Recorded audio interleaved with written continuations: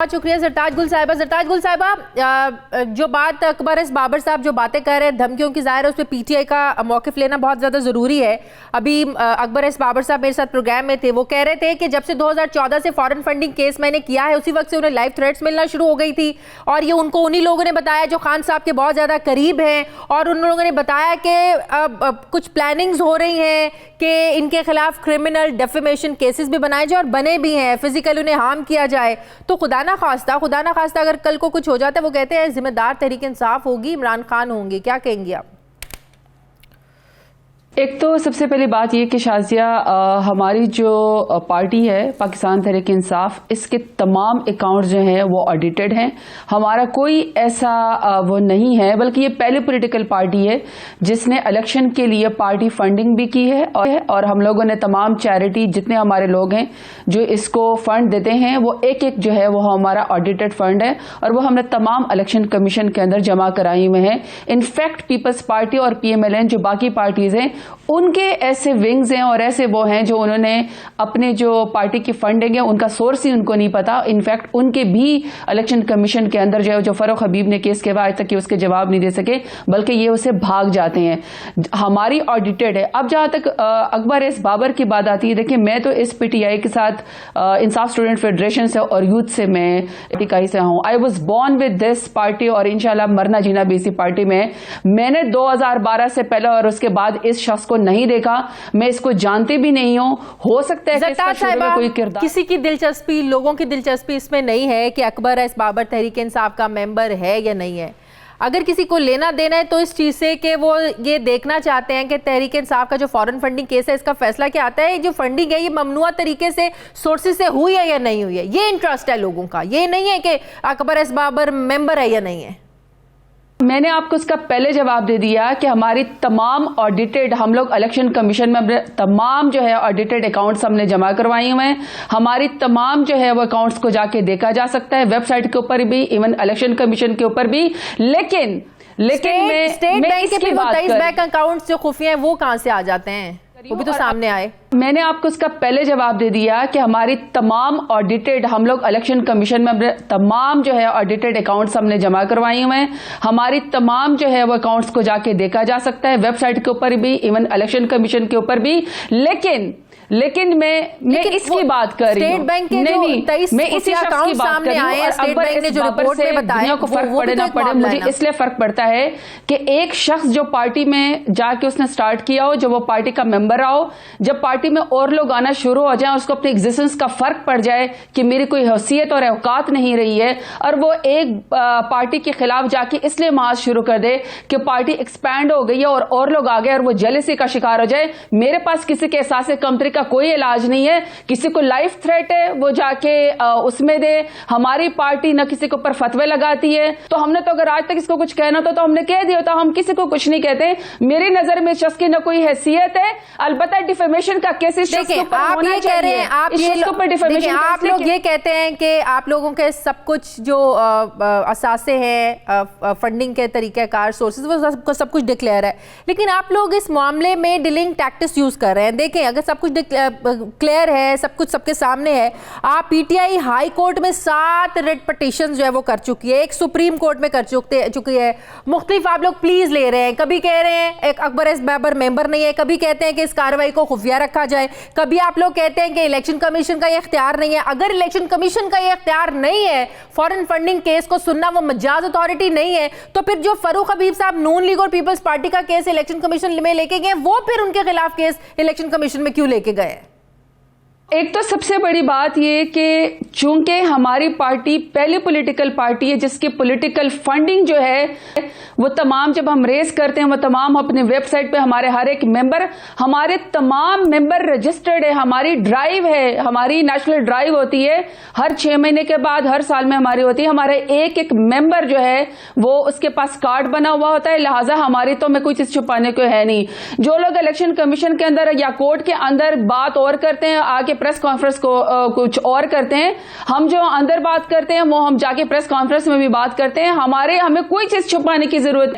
یہ جو ان کیمرہ یا جو اس کو پبلک نہ کیا جائے, یہ شازیہ آپ ذرا ریکارڈ چیک کریں, یہ PMLN نے کہا تھا جب ان کے اوپر بات ہوئی تھی کہ آپ کی پارٹی کی فنڈنگ کہاں سے آئی ہے, منی لانڈرنگ آپ الٹا کر رہے ہیں اس کے نام پہ.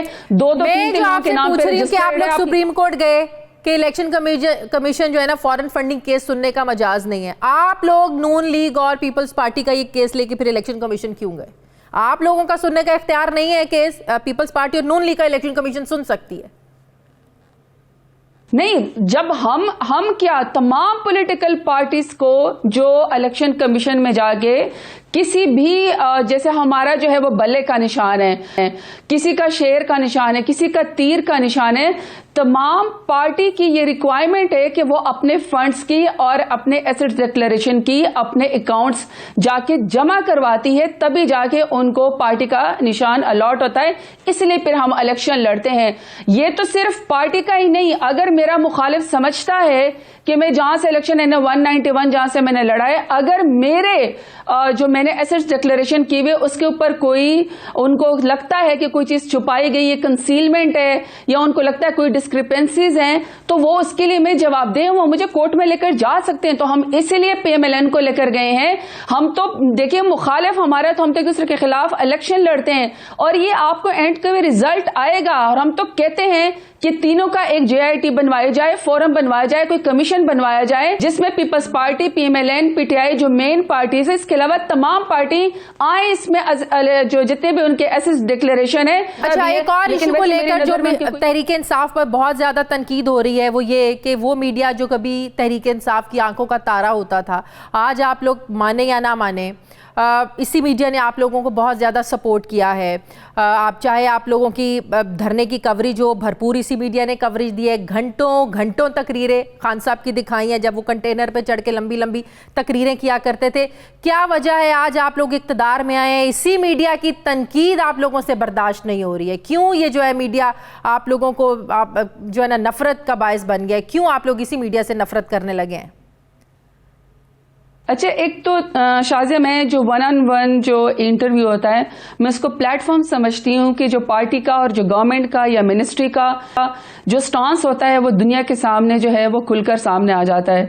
سو just interruptedly I want to say آپ کے پروگرام کے توسط سے کہ یہ PTI کی حکومت, PTI کی گورنمنٹ انکلوڈنگ می, ہمارے جتنے بھی ینگسٹرز ہیں, جو ہم لوگوں نے اینٹی اسٹیٹس کو جو ڈرائیو کیا, جو ہمارا احتساب کا ہے, اس میں تمام media, social media, electronic media, print media کا ہمارا ساتھ ہے. ہم یہ مانتے ہیں ہمارے ووٹ میں اور ہمیں بنانے میں بہت زیادہ سوشل میڈیا کا اور الیکٹرانک میڈیا کا کردار ہے. ہمیں انتہائی شدید محبت ہے میڈیا سے, میڈیا کے اویئرنیس سے. ہمیں کوئی نفرت نہیں ہے, ہمیں کوئی اس کے اوپر خوف نہیں ہے. ہم اگر ریگولیٹ کرنا چاہتے ہیں, صرف ہم نہیں, دنیا کے اندر بھی ریگولیشنز کے اندر کام ہو جا رہا ہے. ابھی اگر آپ مارک زکربرگ کی جو اس کے فیس بک کے بانی ہیں, اگر آپ ان کے بھی سٹیٹمنٹ دیکھ لیں, کیونکہ جب ان کی سٹینڈنگ کمیٹی میں جب ان کی جواب دہی ہوئی تھی, جب ان کے اوپر ہوا تھا کہ فیس بک کے جو بھی ان کے صارفین ہیں انہوں نے ان کو یہ بھی بات گوارا نہیں گزرتی ہے, وہ تو اس چیز کو بھی ناپسند کرتے ہیں کہ کوئی میڈیا کا مائک مارکیٹ میں چلا جائے اور کسی سے پوچھ لے کے بتائیں کیا حالات چل رہے ہیں, مہنگائی ہے یا نہیں ہے. وزیر اعظم صاحب کو تو یہ باتیں بھی اب اچھی نہیں لگتی ہیں. شازیہ, ویسے ہوتا ہے کہ جب وہ کانفرنس ہوتی ہے یا کوئی ڈائلاگ ہوتا ہے, اس کے بیچ میں سے کوئی آؤٹ آف دی کانٹیکس بات نکال کے لے آنا, اس کا بیک گراؤنڈ بھی ضرور دیکھنا چاہیے کہ وہ ڈائلاگ کیا ہو رہا تھا. بہرحال سوشل میڈیا کے ریگولیشنز کا ابھی تھوڑی دیر پہلے پرائم منسٹر عمران خان کی میٹنگ جو ہے وہ PM ہاؤس میں ہوئی ہے. تمام سٹیک ہولڈر اس میں بیٹھیں گے, تمام سوشل میڈیا کے جو سٹیک ہولڈرز ہیں وہ سب بیٹھیں گے, جو وہ ہمیں ریگولیشنز بتائیں گے جو ان کو ٹھیک لگیں گے. سوشل میڈیا کو ریگولیٹ تو آپ کر رہے ہیں, سوشل میڈیا کے لیے خصوصی ونگ بنانے کی آخر ایسی کیا ایمرجنسی پڑ گئی, ضرورت پڑ گئی کہ 42 ملین روپے کے آپ لوگوں نے جو ہے نا وہ مختص بھی کر دیے. ECC کی مخالفت کے باوجود 2 ٹوک الفاظوں میں انکار کیا حفیظ شیخ صاحب نے, لیکن اس کے باوجود وزیر اعظم صاحب نے وفاقی کابینہ سے اس کی منظوری لے لی. جب آپ ریگولیٹ کرنے کے لیے قوانین لا رہے ہیں تو اس خصوصی ونگ کی ایمرجنسی بنیادوں پر کیا ضرورت پڑ گئی ہے؟ کیوں خزانے پر بوجھ مطلب کہ ڈالنا چاہ رہے ہیں؟ ایک طرف کفایت شاعری جو ہے نا مہم چلاتے ہیں, دوسری طرف جب حفیظ شیخ صاحب کہتے ہیں بھائی نہیں یہ نہیں ہو سکتا, بجٹ میں آپ نے رقم مختص نہیں کی تھی, تو کیا اتنی ایمرجنسی ہے کہ آپ اتنے پیسے اس چیز پر مختص کرنا چاہتے ہیں؟